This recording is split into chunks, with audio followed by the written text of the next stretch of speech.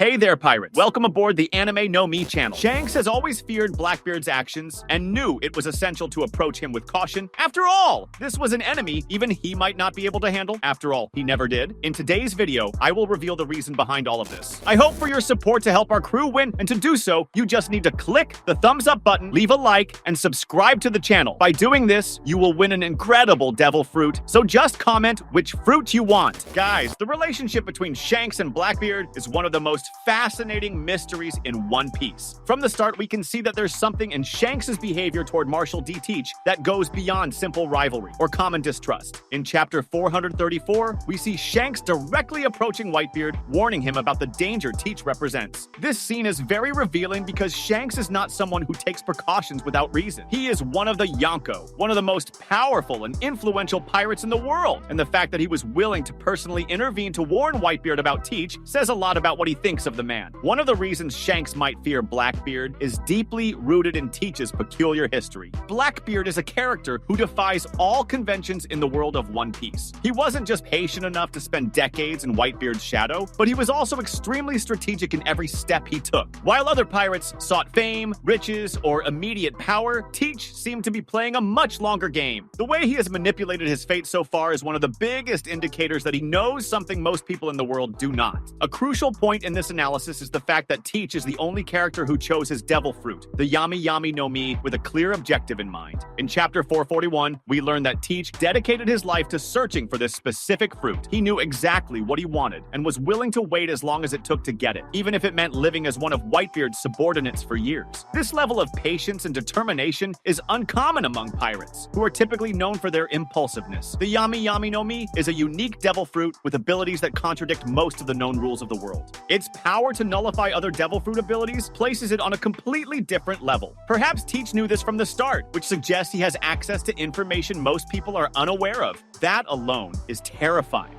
But what makes Blackbeard even more frightening is that he has managed to use this knowledge to his advantage, outmaneuvering even those who should be more experienced or powerful. In chapter 434, Shanks mentions that the scar on his face was caused by Teach. This is a detail that, in my opinion, cannot be ignored. Shanks is known for his strength and skill, and it's unlikely that he would have been so severely injured by someone weak or inexperienced. The fact that Teach was able to injure Shanks even before obtaining the animenomi suggests he was already dangerous in some way. Perhaps Teach has an understanding of combat or a strategic cunning that makes him unpredictable. Moreover, Shanks himself made it clear that he wasn't careless during that encounter, meaning Teach surprised him in a way few could. There's also the fact that Teach seems to operate with a logic that defies expectations in the world of One Piece. While other pirates have more common motivations, such as finding the One Piece or becoming the pirate king, Teach seems to have a much more complex goal. He's not just seeking power for its own sake. He's accumulating knowledge and abilities that put him in a unique position. This is evident in chapter 957, where we learn that Teach became one of the Yonko in an astonishingly short period. He not only took Whitebeard's territory, but also managed to gather a powerful crew and consolidate his power almost meteoric.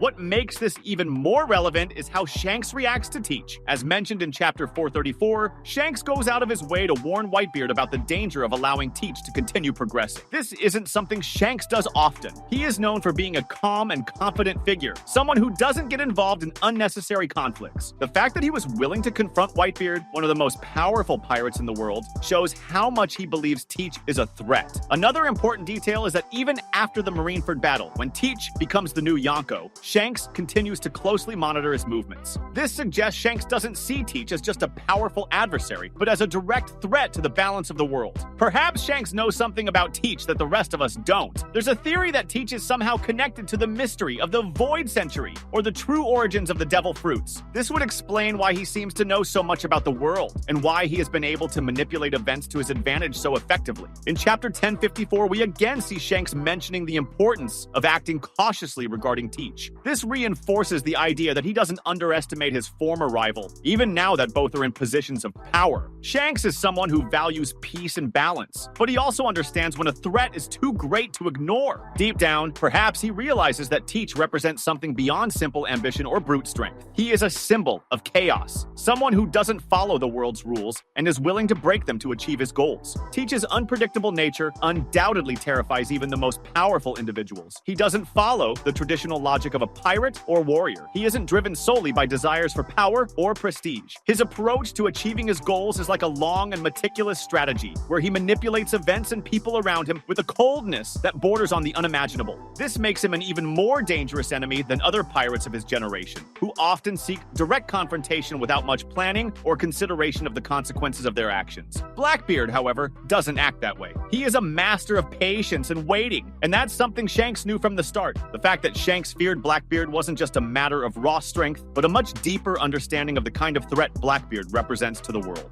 However, the lingering question is, why didn't Shanks deal with Blackbeard earlier, before he became so powerful? There are several reasons for this, but perhaps the most important is that when Teach was beginning to become a bigger threat, he wasn't yet at Shanks' level of power. At first, Teach was an interesting enemy, but there wasn't a real urgency to confront him, as his movements were still relatively subtle. It was only when Blackbeard began conquering territories and becoming bolder, especially after Whitebeard's death, that Shanks realized something needed to be done to prevent him from becoming a greater problem for the balance of the world. Additionally, Shanks is not the type to act rashly. He has always been known for his calm and patience, avoiding unnecessary confrontations when possible. He understands that balance in the world of one piece is crucial, and that power shifts need to happen naturally, without forcing the situation. He knew that by intervening directly in a confrontation with Teach, he could further destabilize the world and create a series of repercussions that could be devastating. Therefore, he chose to adopt a more careful and strategic approach, monitoring Blackbeard and waiting for the right moment to act. Another important point is Shanks' relationship with Whitebeard. When Shanks tried to warn Whitebeard about the danger posed by Teach, he was acknowledging the gravity of the situation, but also acting with respect for his former mentor's strength. Whitebeard, although strong, didn't have the same level of strategy or understanding of the threat Teach posed. He was more focused on his own goals and relationships with his subordinates. Shanks, on the other hand, knew that Whitebeard had been more vulnerable than he appeared, and that his method of ruling was no longer sufficient against the new threats emerging. When Shanks approached Whitebeard, he was ultimately trying to prevent a larger conflict that could affect the entire balance of the pirate world. However, even with all the respect and caution, Shanks knew he would eventually have to face Blackbeard. This became even clearer after Whitebeard's death, when Teach finally took on the role of one of the Yonko and began expanding his domain relentlessly. At this point, Shanks recognized that if Blackbeard wasn't stopped, he could become an overwhelming force, far beyond anyone's control. The reason Shanks didn't confront Blackbeard directly before he became so powerful can be explained by several strategic factors. First, Shanks probably didn't want to waste resources or risk his position as a Yonko without having a solid plan. He knew that any direct confrontation with Teach would have to be decisive, and he wasn't willing to risk the stability of the world to settle a personal dispute or a power struggle. Moreover, Shanks has a clear understanding that battles are not just about strength, but also about timing. He knew that the right moment to act hadn't arrived yet, and that up to that point, it was wiser to keep his distance. Do you agree with me, or do you think Shanks has another plan involving Blackbeard? Comment below. That was today's content. We hope you liked it and want to share your opinion on the subject. Don't forget to share the video, give it a thumbs up, and I'll see you in the next video. Take care and stay amazing.